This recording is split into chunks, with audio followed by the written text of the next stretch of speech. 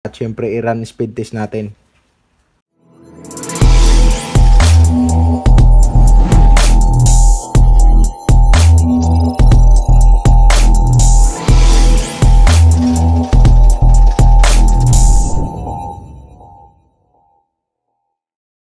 Mga katiktik, dahil sinabi ko sa inyo na isang buwan i-review ko ulit ang ating dito Only 5G home wifi. So ito yung mga katiktik, at nandun yung router, yung pinapakita ko sa inyo dati.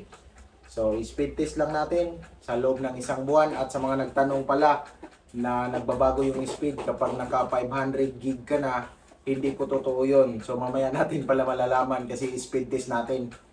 Kasi ang na-consume ko ngayon is nasa 800 or 900 gigs. So ipapakita ko din sa inyo ang app. So tara, speed test natin. Ayan. Saturday, September 23, 8:09. At syempre, gagamitin din natin yung tatlong website. Type natin speed test sa Google mga katiktik. At syempre, i-run speed test natin. So, yan po yung output niya. So, yun nga, sa sinasabi nyo na pag naka-consume na ng 500 gig, magbabagong yung speed. So, isang buwan na tayo ngayon. Tingin ko hindi naman po nagbago yung speed. Kasi ito po yung ginagamit, yung cellphone na to ginagamit nung ikinabit. So, ganun din siya yung output niya. So, tingnan nyo mga katiktik. Yan. So, yun po yung output sa speed test ng iPhone. So, tingin ko pag iPhone mga katiktik, malakas talaga yung ano niya. Kasi yung isa kong 6S, ganun din. So, ito. Meron pa akong isang iPhone dito. Try natin. May isang iPhone pa tayo. Pero try muna natin dito sa fast.com. So, nakita nyo naman yung ano niya, result niya eh. Ito.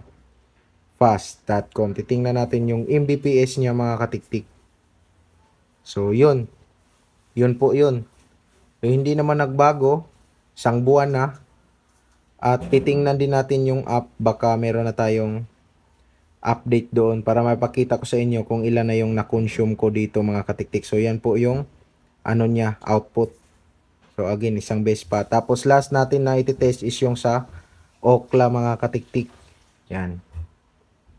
Yan o. So, yun. Nakakita naman. Nakakonect tayo sa Wi-Fi. Hindi tayo naka-data. So, yun. Tingnan nyo naman yung sa fast.com mga katiktik. Yan. Pag nag-download nga dito or sa laptop, mabilis lang. So, isang last nating itis is yung sa Ookla.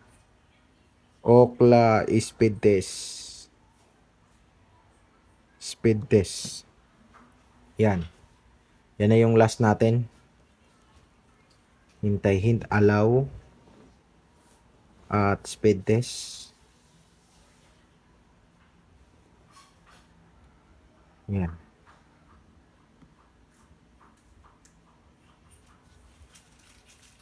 Antay tayo mga katiktik. Continue on web. Go. Go. So yan, isang bis lang natin speed test yung Ookla kasi napatunayan naman natin sa dalawang ano. Ito kahit isa lang. Isang base lang natin i-test. Kasi mako-compare nyo naman ang result niyan mga katiktik. Ayan, at maya-maya i-edit ko to at sana ma-upload ko agad para ma-update kayo mga katiktik. Yan, antay-antay natin.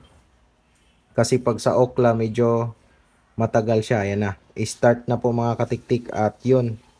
Yun po yung naging speed test ng ating Ookla sa dito. Ayan, dito. Only home wifi. So yun. You know. So yun mga katiktik, output niya 467 Mbps. So yun. Yun lang. Maraming salamat. At ito nga pala mga katiktik ang aking na-consume mo. Almost 900 gig na po yan mga katiktik. So hindi pa rin nagbago ang speed niya. So yun, ito ay only plan mga katiktik. Ito yung plan natin mga katiktik. O plan 1490. So, only po yan mga katiktik. Yan o, unlimited. So, makikita mo dyan mga katiktik. Dito home, postpaid, only 1490. So, sa dulo, meron nakalagay unlimited.